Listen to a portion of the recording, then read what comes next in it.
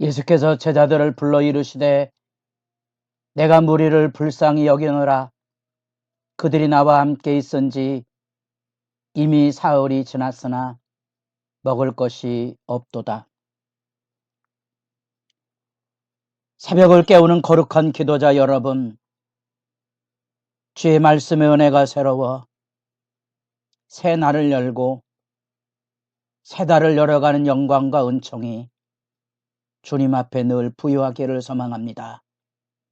오늘 우리가 읽어갈 하나님의 말씀은 마가복음 8장 1절에서 13절까지의 말씀으로서 우리 예수님의 갈릴리 사역을 요약하는 유대인들을 향한 오병이어의 사건과 이방인을 향한 칠병 235 사건의 그 내용입니다.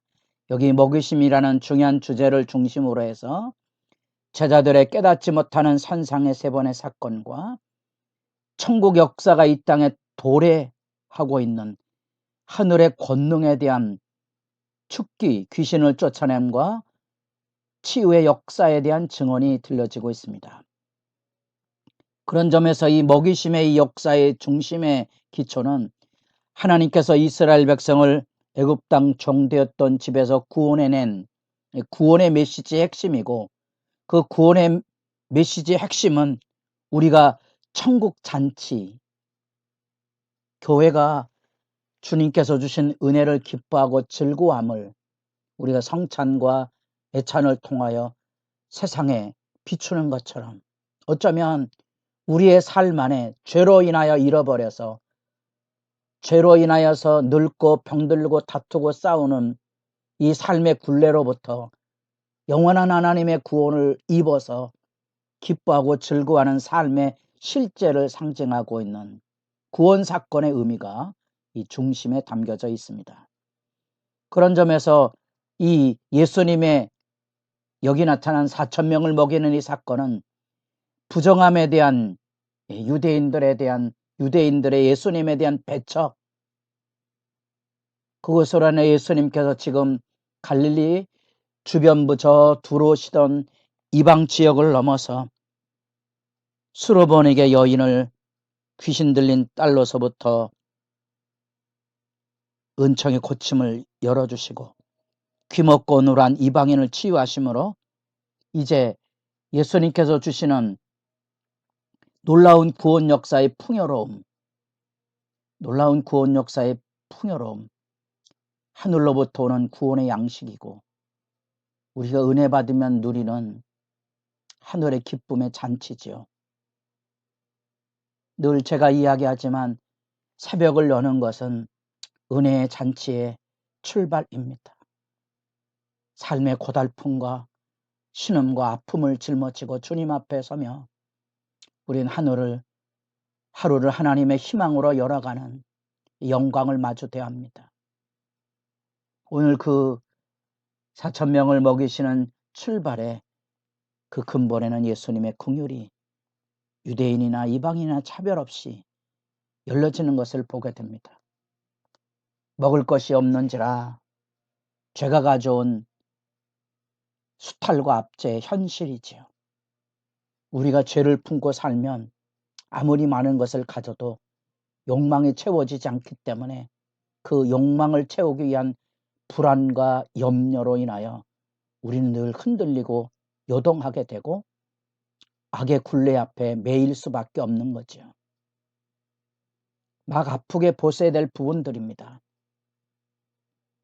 왜 사람들이 교회당 안에까지 들어와서 그런 불신앙의 횡포를 부리고 있는지를, 그 본질을 직시하시면 우리 믿음의 싸움이 무엇인지를 아는 겁니다. 그들의 삶 안에 하늘 양식의 부유함이 없는 거죠. 은혜가 없어요. 진리를 가르치지 않았고 진리를 배우지 못하였기 때문에 그 말씀에 아픈 이 깊은 신앙의 진리를 이해할 수 있어야 됩니다. 예수님께서 그들을 말씀과 떡으로 먹이고 입히는 이 구원사역, 그러나 유대 땅에서 이루어졌던 그 놀라운 오병이어의 사건임에도 불구하고 여기 여기 그 진리를 깨닫지 못하는 그 제자들의 안타까운 대답. 이 광야 어디서 떡을 얻어 이 사람들로 배부르게 할 수 있을까? 어디서?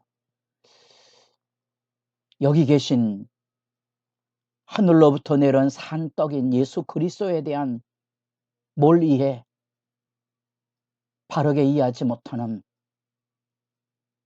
선상의 3번 사건처럼 후반부에 가면 십자가와 부활을 이해하지 못하는 제자들의 불신앙과 무지를 일깨우는 말이고, 예수님께서 너희에게 떡 몇 개가 있느냐?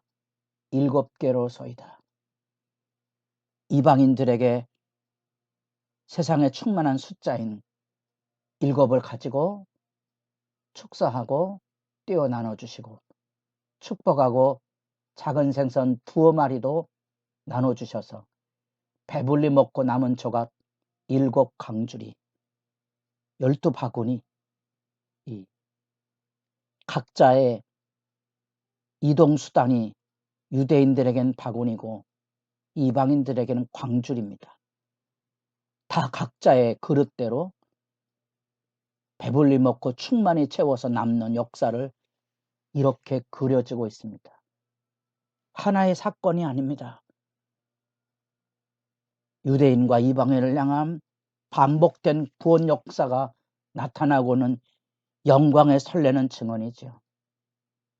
그런데 안타깝지만 그때 또 바리새인들이 일어나서 하늘로부터는 표적을 구합니다. 그게 인간이 가지고는 악의죠.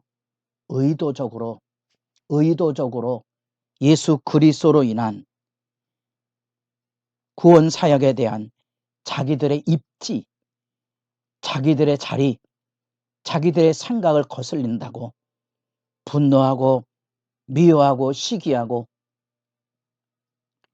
죽이려 하는 악의가 쏟아져 나오고 있는 겁니다. 예수님께서 깊은 슬픔을 가지시고 깊이 탄식하시되 예수님께서 그들을 떠나 다시 배에 올라 건너편으로 가시니라.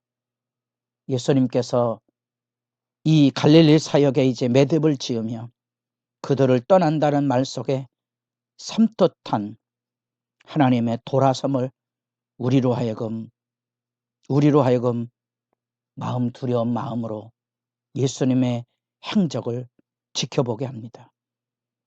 악하고 음란한 세대에 대한 실제 모습이 여기 이렇게 전개된 거죠. 이미 하늘로부터 오는 그 충분한 이적과 권능을 나타내 보이셨음에도 불구하고 여기 유대인이나 이방인이나 예외 없이 이 먹이고 입히는, 그리고 병들고 상한 자들, 귀신 들린 자들을 쫓아내시고 치유하시고, 특별히 귀먹고 누란 이방인을 치유하시고, 이후에 이제 8장 22절부터 전개되는 전한달락 벳세다의 맹인을 치유하시는 이 구원 역사를 그들이 보고 듣고 알고도 의도적으로 악의를 가지고 신라는 슬픈 모습에 예수님께서 그들에게 등을 돌리시는 심판의 행적을 보게 됩니다. 우리는 이 예수님이 먹이고 입히는 이 놀라운 광야의 구원 사역 안에서 새로운 출애굽의 영광을 만나는 거지요. 유대인이나 이방인에게 예외 없이 하나님께서 자기 백성을 부르시고 그들을 가르치시고 먹이시는, 그러나 그 뜻을 깨닫지 못하는 큰 무리들, 그 안에 마땅히 있어야 될 제자들조차도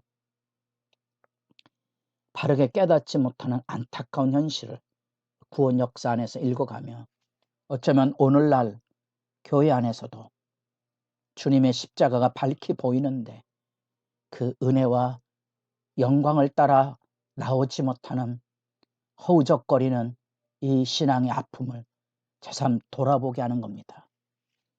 이 땅의 현실은 죄와 욕망으로 인하여 언제나 이런 현실에 매달려 살아갑니다. 내가 열심을 내서 주님을 섬기지 못하면 그 누군가가 나로 인하여 그 힘든 일을 갑절로 감당을 해야 되는 거지요. 내가 기도하지 않으면 기도하는 사명을 누군가는 2배로 짊어져야 되지 않겠습니까? 수탈과 압제는 단지 사회적인 용례가 아니고 죄가 가져온 실제의 문제입니다. 누군가는 그것을 짊어져야 하고 누군가는 그것을 거룩한 봉사로 채워가야 합니다. 그 안에 예수님은 그들을 진리로 깨우치사 이 죄의 수탈과 압제의 횡포를 성찰하게 하시고 또 우리 힘으로 감당할 수 없는 일에 먹이고 입히는 영광의 역사를 열어주십니다. 이 예수 그리스도의 복음이 사도행전 2장에서 4장까지 이른 초대교회 예루살렘 교회에 주로 가난한 사람이 있었다는 거, 우리 바울이 복음 전도한 신약의 서신들의 대부분은 가난한 사람들이었다는 거, 그럼에도 불구하고 이 깨우시고 먹이서 그들을 은혜 안에 부르셨던 사람들이 기꺼운 천국 잔치에 이런 삶의 모습이 아닌 거룩한 나눔과 섬김으로 복음을 전했다는 사실을 기억하십시오. 예수님의 이 천국 진리를 선포하고 가르치시고 귀신을 쫓아내시고 병을 고친 그 한가운데 여기 바리새인들은 하늘로부터 오는 표적을 구하고 있습니다.